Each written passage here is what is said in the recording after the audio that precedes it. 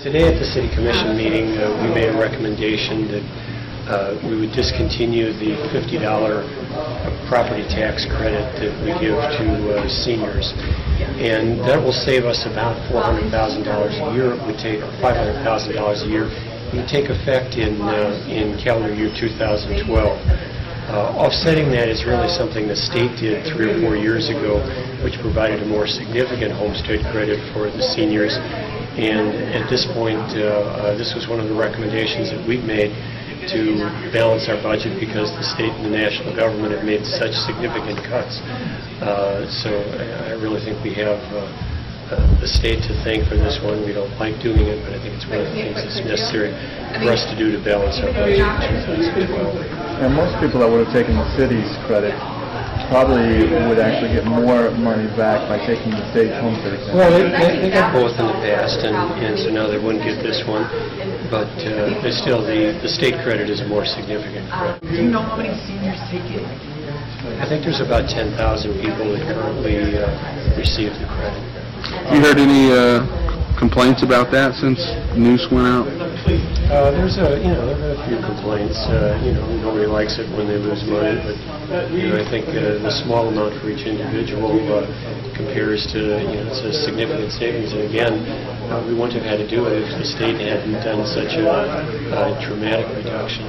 The second one is item number 12, which is the senior tax credit.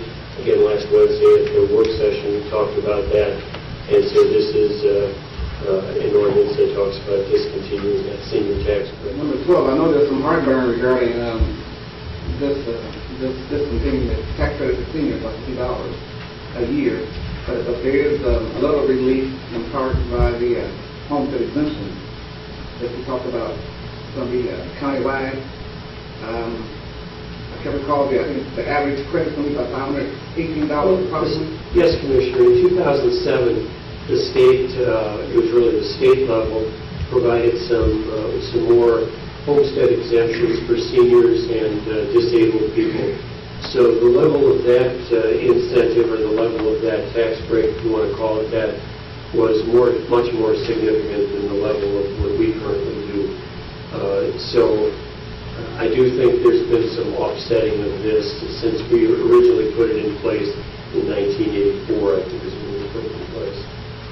That's important for our citizens to know, especially our seniors, to know that we're not trying to deem them for us. Well, I elaborate a little bit there, Commissioner. I did a little bit of research yesterday. I was looking, I think the average tax we pay on real estate is about 2.3 cents per dollar of value, and most of Dayton, the values have actually declined. Property values or whatever, so it actually boils down to if your property decreased by $2,200, there's $50 less that you're paying in taxes. So, and there's a couple of factors at play here that would be burden responsible if the property values go down. But the reality is that's actually probably I don't want to dwell on that one, but that is a factor as well.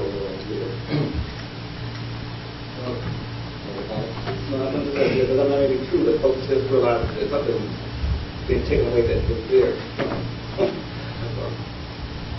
May I have a motion to approve the city manager's recommendation?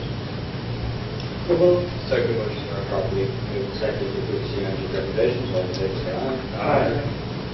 Any opposed?